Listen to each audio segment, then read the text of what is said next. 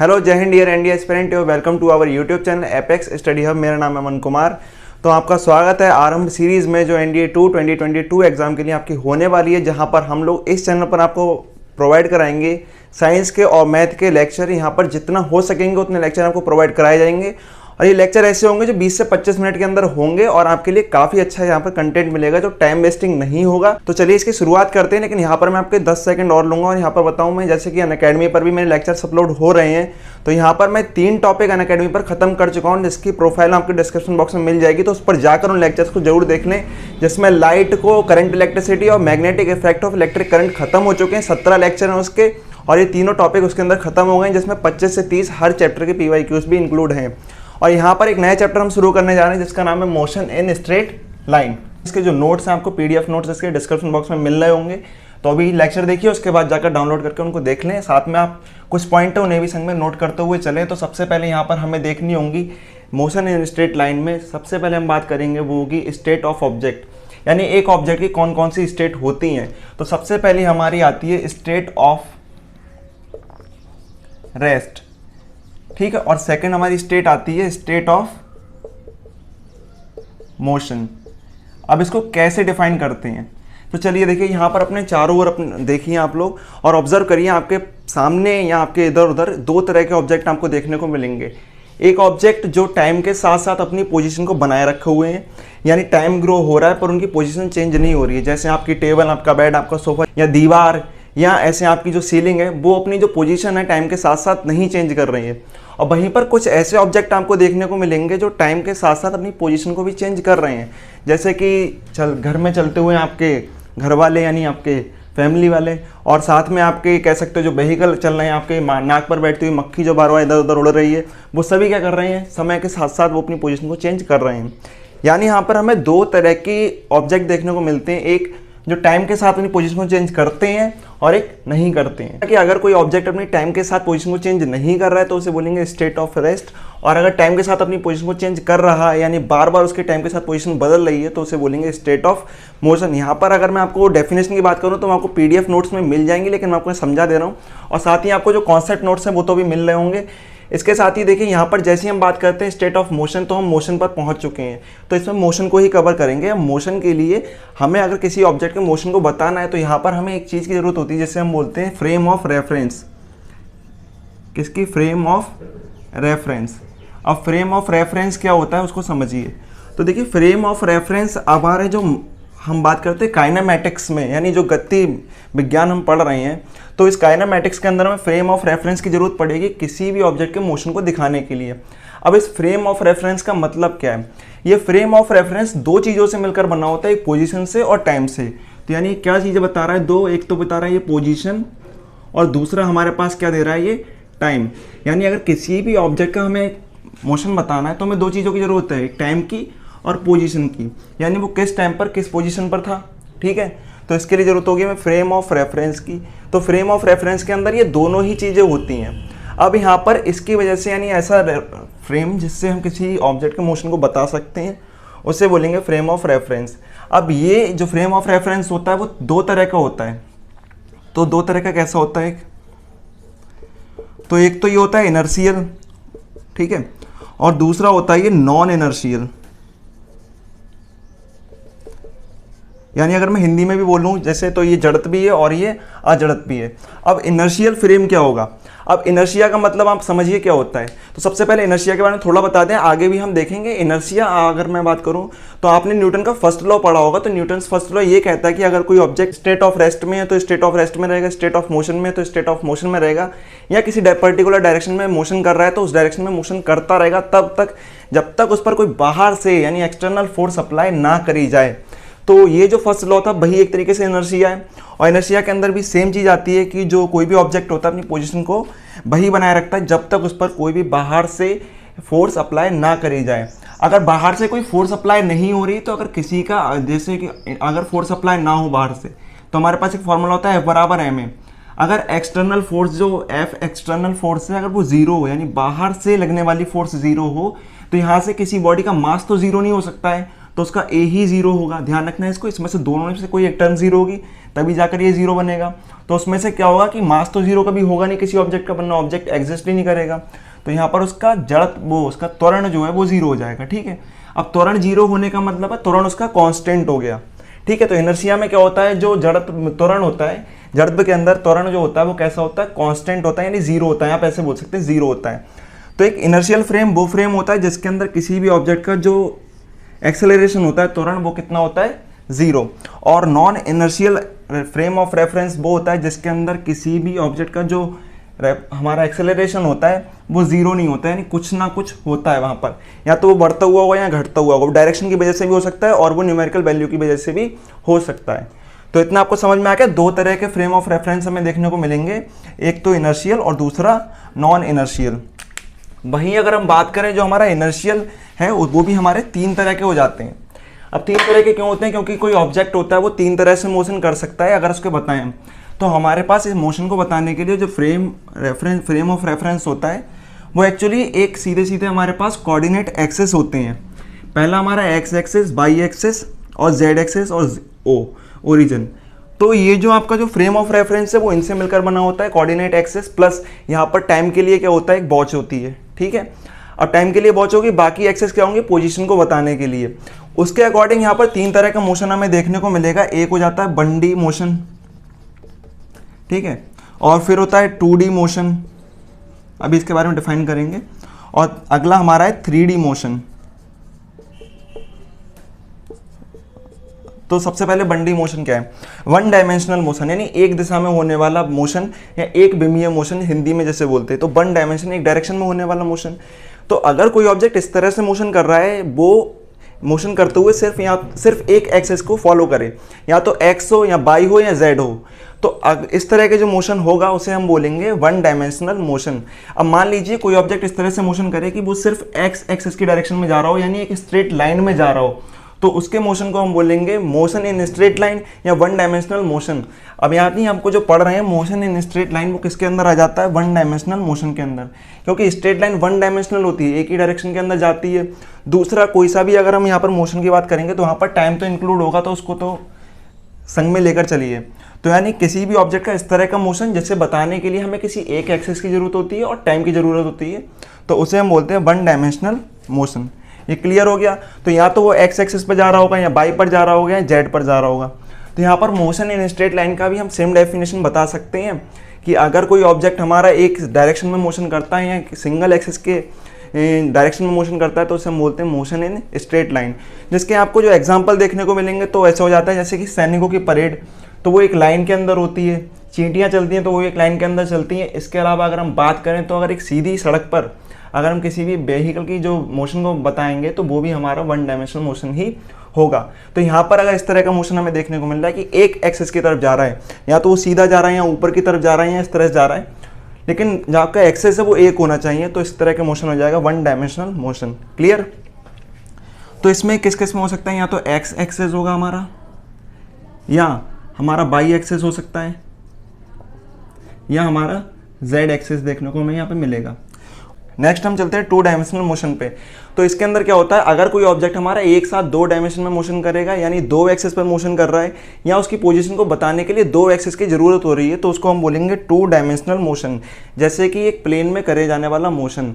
तो जैसे हमारा प्रोजेक्टाइल मोशन होता है, जिसका हम एग्जाम्पल आगे देखेंगे, तो प्रोजेक्टाइल मोशन हमारा कैसा होता है, एक टू डायमेंशनल मोशन होता है। या अगर आप किसी भी ऑब्जेक्ट का सर्कुलर मोशन की बात भी करेंगे तो वो भी टू डायमेंशनल मोशन होगा, जिसको बताने के लिए आपको दो एक्सेस की जरूरत होगी। जैसे अगर मैं पहले इसकी बताऊं तो अब मान लीजिए अगर आप एक्स एक्सेस की तरफ जा रहे हैं, तो आप अगर यहाँ ऐसे भी जा रहे हैं तो भी वन डायमेंशनल है। तो अगर इस पॉइंट पर अगर आप किसी की पोजीशन को बताएंगे ऑब्जेक्ट की, तो वो यहाँ पर होगी x,0, यानी इसको कोऑर्डिनेट बनेंगे x,0, क्योंकि जो बाई वाला कोऑर्डिनेट है, हालांकि तीन ले रखे हमने, तो x,0,0, ठीक है। तो x, y, z जो बनेंगे वो इस तरह से हो जाएंगे। तो यहाँ पर बाकी एक्सेस की जरूरत हमें नहीं पड़ेगी, क्योंकि एक की जरूरत होगी, ठीक है। और वहीं अगर हम टू डायमेंशनल मोशन की बात करें तो वो कुछ इस तरह से हमारा होगा कि अगर इसको मैं रब करता हूँ तो जो प्रोजेक्टाइल मोशन हमें देखने को मिलता है, ऑब्जेक्ट इस तरह से मोशन करता है, ठीक है। तो यहाँ पर हम देखेंगे इस वाले टाइम पर या इस वाली पोजीशन पर वो इधर भी गया है और ऊपर भी गया है, ठीक है। तो यहाँ पर अगर इसका मोशन आपको बताना है, इसकी पोजीशन बतानी है, तो दो एक्सेस की जरूरत होगी, जो कि एक तो एक्स और एक बाई, लेकिन जेड तक, जेड की डायरेक्शन में, जेड इधर होता है, इधर इस साइड तो वो गया ही नहीं है, तो यहाँ पर हो जाएगा 0। तो इस तरीके से ऐसा मोशन जिसे बताने के लिए या जिसको एक्सप्रेस करने के लिए हमें 2 एक्सिस की जरूरत होती है, उसे बोलते हैं 2 डायमेंशनल मोशन। या हम ये भी बोल सकते हैं कि किसी ऑब्जेक्ट का ऐसा मोशन जो वो एक प्लेन के अंदर करता है, तो उसे बोलेंगे 2 डायमेंशनल मोशन। ये प्लेन कोई सा भी हो सकता है, एक्स बाई जेड या जेड एक्स, तो कोई सा भी ये प्लेन हो सकता है। तो यहाँ पर हमें एक साथ 2 एक्सिस की जरूरत होगी, x by, x and by, और फिर बाई जेड और जेड एक्स। इन सभी के संग में आपको एक चीज़ ध्यान रखनी है कि टाइम तो सभी के संग में इंक्लूड होगा। फिर बात आती है 3 डायमेंशनल मोशन की। तो 3 डायमेंशनल मोशन के अंदर जो हम बात करेंगे, तो अगर कोई ऑब्जेक्ट इस तरह से मोशन कर रहा है कि वो तीनों एक्सेस को एक साथ मोशन कर रहा है या 3 डायरेक्शन में एक साथ मोशन कर रहा है, या हम ये भी कह सकते हैं उसकी मोशन को बताने के लिए, उसकी पोजीशन को बताने के लिए हमें 3 एक्सेस की ज़रूरत होती है, तो हम उसे बोलेंगे 3 डायमेंशनल मोशन। अब ये कैसा होता है, जैसे कि एक चिड़िया अगर कोई उड़ रही होती है, तो चिड़िया का पता नहीं आपको, देखो वो उड़ रही है, तो वहाँ पर जो है वो एक 3D प्लेन के अंदर उड़ती है, तो वो किसी भी डायरेक्शन में उसका मोशन हो सकता है। या अगर हम गैस के अंदर पार्टिकल्स की बात करें, छोटे छोटे अणु होते हैं या मॉलिक्यूल्स होते हैं, उनके मॉलिक्यूल्स का भी जो मोशन होता है वो भी 3 डायमेंशनल मोशन होता है, क्योंकि वो तीनों एक्सेस पर होता है। तो यहाँ पर अगर हम मान लें ये जेड एक्सेस हो गई, तो यहाँ अगर वो मोशन कर रही है तो कहीं भी जा सकती है, तो उसके अगर मोशन को आपको बताना है, उसकी पोजीशन को बताना है, तो आपको 3 एक्सेस की जरूरत होगी, एक्स बाई जेड। तो एक साथ तीनों एक्सेस की जरूरत आपको पड़ेगी इस मोशन को बताने के लिए। तो ऐसा मोशन जिसे बताने के लिए आपको कितने 3 एक्सेस की जरूरत होगी, तो उसे बोलेंगे हम 3 डायमेंशनल मोशन। तो आपको ये तीनों तरह के मोशन समझ में आ गए होंगे, तो आगे चलते हैं। तो यहाँ पर हमारे पास 2 चीज़ें आती हैं मोशन को बताने के लिए। सबसे पहले आ जाता है हमारे पास डिस्टेंस, और दूसरा हमारे पास है डिस्प्लेसमेंट। तो इन दोनों को हम एक साथ समझेंगे और उनको डिफरेंशिएट भी करते हुए चलेंगे क्या क्या इसमें अंतर आते हैं। तो देखो डिस्टेंस क्या होता है। अब यहाँ पर हम मान लेते हैं कि एक ऑब्जेक्ट मोशन कर रहा है और उसे मोशन करते हुए यहाँ पर ए पॉइंट से किसी पॉइंट बी पर जाना है। यहाँ पर जो ए है वो इनिशियल पॉइंट है उसका, या इनिशियल पोजीशन भी बोल सकते हैं। तो इस इनिशियल पोजीशन से ये कहाँ जा रहा है, अपनी फाइनल पोजीशन पर जा रहा है, जो है इसकी बी। अब इस फाइनल पोजीशन पर जाने के लिए इसके पास कई सारे रास्ते हैं। ये एक तो इस रास्ते से जा सकता है, ये इस रास्ते से भी जा सकता है, ये सीधा सीधा भी जा सकता है, ठीक है, और ये ऐसे भी जा सकता है, ठीक। तो इतने सारे इसके पास रास्ते हैं, इनको हम नाम दे देते हैं, ये नंबर 1, नंबर 2, 3 और 4। तो इन चारों रास्तों से ये इस पॉइंट पर जा सकता है। अब यहाँ पर हम सबसे पहले बात करते हैं डिस्टेंस की।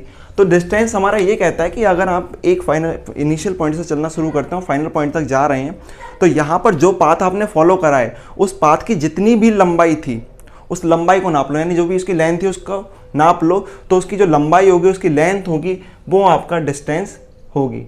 तो यहाँ पर अगर इसकी डेफिनेशन की बात करें तो डेफिनेशन ये हो जाएगी, the length of the path covered by a object is called distance. यानी जो भी पाथ आपने चला है, अब अगर आप एक रास्ते से गए हैं तो आपका डिस्टेंस अलग निकल कर आएगा, इस रास्ते की लंबाई नाप लो जितनी जितनी जा रही है। अगर रास्ते 2 से गए हो तो इसकी लंबाई नाप लो, 3 से गए हो तो इसकी लंबाई नाप लो, तो वो डिस्टेंस हर बार अलग होता चला जाएगा। 4 से गए हो तो यहाँ पर जाकर अलग हो जाएगा। समझ में आ गया। यानी यहाँ पर जो भी रास्ता आपने चुन लिया है जाने के लिए, या जो भी आपने उस ऑब्जेक्ट ने चुना है, तो उसके पाथ की लंबाई अगर आप नाप रहे हैं तो वो पाथ उस टाइम के लिए उस पाथ का क्या हो जाएगा, डिस्टेंस। ध्यान रखना। तो यहाँ पर 1 भी डिस्टेंस है, 2 भी डिस्टेंस है, 3 भी डिस्टेंस है, 4 भी डिस्टेंस है, पर अलग अलग टाइम पर। ठीक है, इतना क्लियर हो गया। तो डिस्टेंस का जो सिंबल होता है वो आपको ध्यान रखना है, हम ऐसे इसको सिंबलाइज करते हैं, यानी जो इसका सिंबल हो जाता है। और वहीं अगर हम इसकी बात करें यूनिट की, तो ऐसा ही यूनिट जो हो जाती है हमारे पास, वो निकल कर आती है मीटर। ठीक है, ऐसा यूनिट क्या होती है डिस्टेंस की, मीटर। ध्यान रखना। और अगर हम इसकी क्वांटिटी की बात करें तो बेसिकली जो डिफरेंस है डिस्प्लेसमेंट और हमारे डिस्टेंस के अंदर, वो क्वांटिटी के बेस पर ही है। तो जो डिस्टेंस होता है वो डिपेंड नहीं करता है कि डायरेक्शन क्या है। आपने जो पाथ फॉलो करा है उस पाथ की लंबाई को नाप लो सिर्फ। ठीक है, समझ में आ रहा है आपको। जो भी पाथ फॉलो करा है सिंपल सा है, जिस पाथ से गए, जिस रास्ते से गए, पूरा रास्ता नापते हुए चलना, वो आपका डिस्टेंस होगा। तो क्वांटिटी एक ऐसी होती है, स्केलर होती है। ठीक है, स्केलर क्वांटिटी होती है क्योंकि ये डायरेक्शन पर डिपेंड नहीं करती है, ये सिर्फ उसकी न्यूमेरिकल वैल्यू पर ही डिपेंड करती है।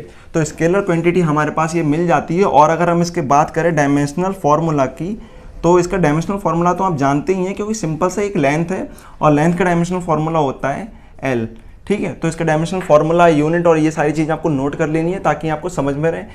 तो ये समझ में आ गया डिस्टेंस क्या होता है। आगे भी इसके बारे में और भी चीज़ें देखेंगे। अब समझिए कि आपने एक ऑब्जेक्ट से एक पॉइंट से चलना शुरू करा, दूसरे पॉइंट पर जा रहे हैं, या आप लौट कर भी वहाँ से आ गए, तो आपने कुछ ना कुछ पाथ तो फॉलो करा। मान लो आप घूम घाम कर ऐसे कहीं ना कहीं से इसी पॉइंट पर आ गए, तब भी आपने कुछ ना कुछ पाथ फॉलो करा, तब भी आपने कोई ना कोई डिस्टेंस चला होगा, क्योंकि हमें तो उस पाथ को नापना है जो भी आपने चला है। ठीक है, सिंपल सा, किसी ऑब्जेक्ट ने जो पाथ चला है, जिस पाथ पर गया उसकी लंबाई को नाप लेना है।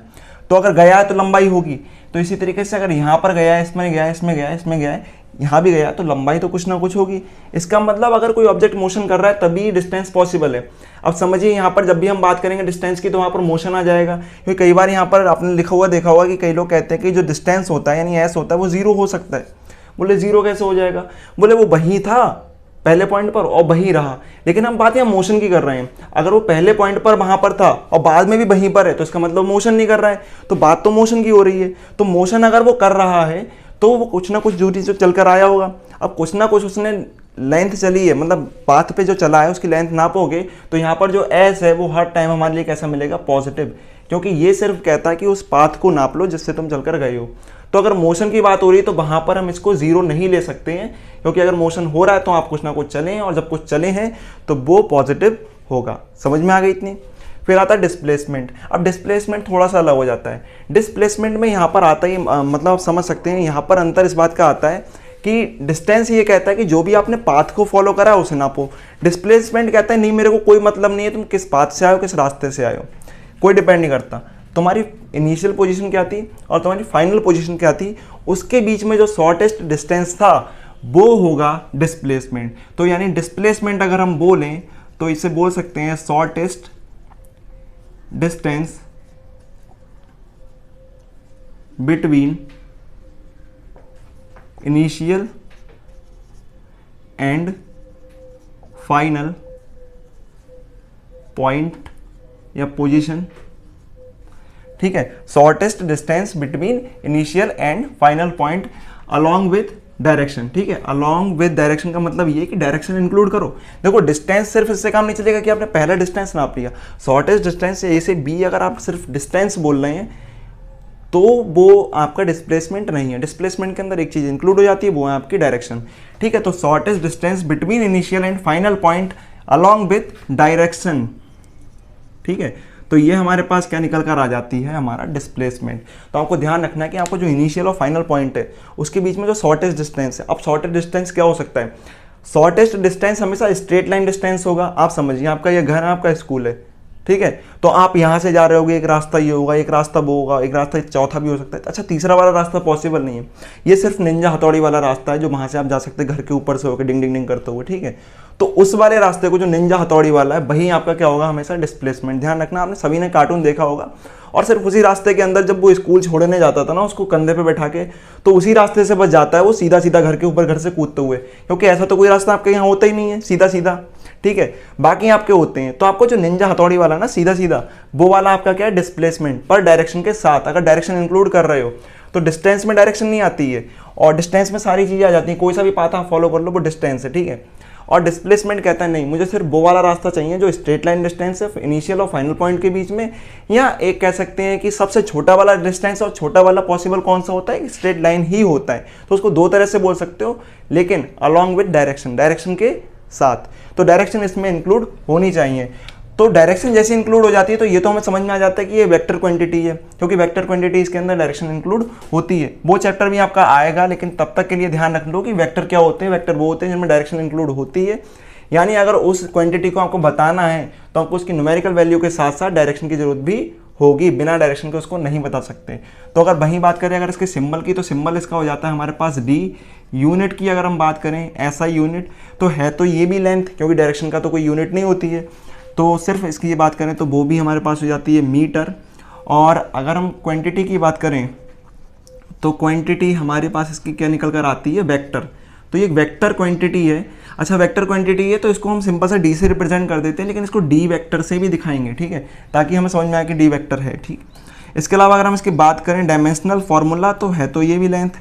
ठीक है, फिर से वही बात, क्योंकि जो आपके एंगल डायरेक्शन होते हैं उनकी भी कोई भी जो डायमेंशनल फार्मूला नहीं होता है, तो इसका जो डायमेंशनल फार्मूला बनेगा वो भी आपका L होगा।